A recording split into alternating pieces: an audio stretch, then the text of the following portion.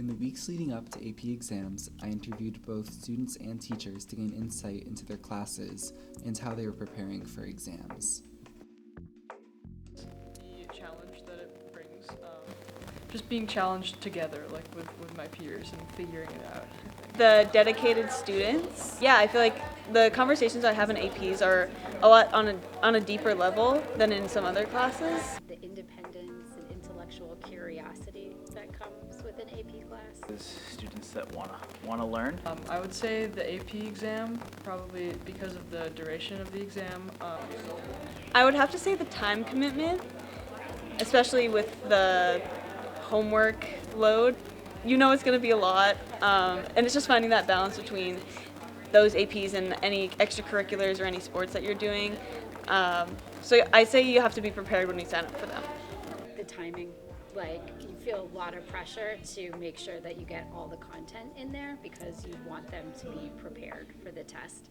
But being a person that loves history, it always makes me feel a little bad sometimes that I'm like skimping on things. Like Keeping it interesting because it's kind of like can be dry. Overall, I decided to take them because they're each in subjects that I care about and am interested in. What I thought would be the most helpful in my major. that's what I have a background in and what I really feel comfortable with. Yeah, I was offered it and I was like, yeah, that sounds cool, like a good challenge. Honestly, I feel like the APs that we offer suit me perfectly well. I've never felt as though I need much more than that, so I don't think so. Not for me personally, because we kind of had all the ones that I was most excited about. Recently they've released like an AP African American history, so I think that could be really interesting. Not in math. No, I don't think so. I think that throughout the year, it's great to sort of be engaged as a student, to participate, and just doing that will prepare you well for the exam. Kind of the whole year could be thought of as studying for the exam. I would think about now, like 4 to 6 weeks before. We've been preparing because math is cumulative as early as possible when we finish the material, but personally I think after April vacation. Communicating with your teacher is always important. Make use of any study equipment like flashcards or technology. Practice tests from past years, for sure. I think doing a lot of practice tests. Psychologists who do studies in memory have started to find that the more that you actually quiz yourself on information, the better that you're able to retain it. Or if you do chapter summaries or Heimler. It's doing a bunch of practice problems, and the more practice problems you do, the more confident you feel, and I think going in with confidence is probably your number one tool. AP Classroom for sure, YouTube, always YouTube. And definitely like the people around you too, all your peers. Khan Academy, my love. The Organic Chemistry Tutor. There are a lot of class-specific YouTube accounts. So we have like Smeeds for APES or Heimler for the histories. Yes, so, well, if you're taking history, I think Heimler is really good. I think he knows like what to talk about. And yeah, looking at timelines, chronology is really important. AP Classroom puts out a bunch of practice problems that you can actually do and get feedback on, so there's a lot of problems. That's what I would use. Be engaged, sort of appreciate the challenge that it brings. I think it's even more of a privilege to be challenged by a class and take that as an opportunity to grow as a student. Probably don't take 5 at a time, especially senior year. I don't think it's worth the suffering. Really think it through when you're signing up for these APs. Be interested in what you're taking an AP on. If you're interested, that's going to help you get through all the work that you need to do. Make sure you want to work hard and you want to do it. If you're doing it for college, okay, but be smart enough to do that, you know? I was very happy when I learned about this. I think it might save time to have it be digital. I think it's fun. Pen to paper works better for math for me, so I think the hybrid of multiple choice online is fine. I personally don't love it. I am a big pen and paper person. I think there's a lot of value in being able to write things out. So their hybrid exam is fine because it's multiple choice online and you write out your FRQs on paper.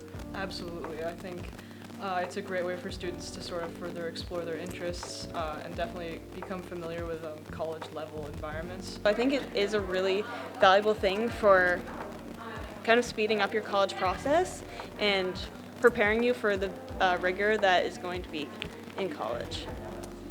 I do, if you're interested in the topics, I think they can be very valuable.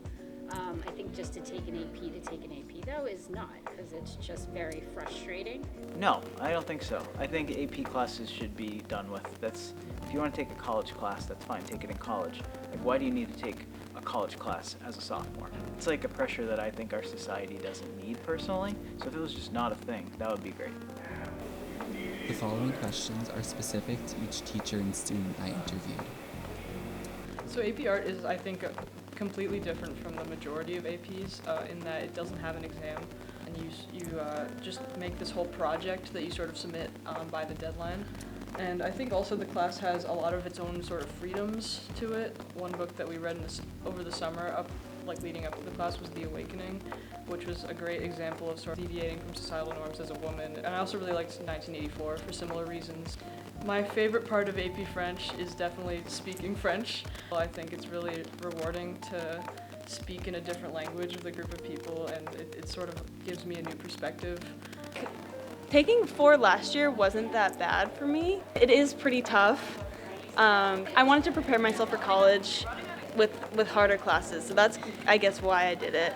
I wish I could have taken one as a freshman, because I know my friends at Peabody High School, they can start taking them freshman year, and they say it really helped them, and I think I could have handled it, because I remember freshman year I was kind of not really into my classes like I've been into APs. Maybe I wouldn't have taken 5 this year if I already had that one that I took that year before. AP Physics on top. Very, very difficult. AP Calc BC, that's number 2. And then number 3 is AP Chem. But funnily enough, those ones are kind of some of my favorites as well. Graded discussions are really one of my favorite parts. I also do like it though, because over the years I've had students talk about how much they do like seeing the whole picture of history. Well, period 6, so that's like the Gilded Age and farmers. I think it's difficult, and I don't know if it's just because of me, but I just think it's kind of boring. I like it. I think it makes it much more manageable. It feels very test-centered, but as opposed to like even honors calc or a class where there's not a big test that tests you at the end of it, you can kind of have more fun projects and things.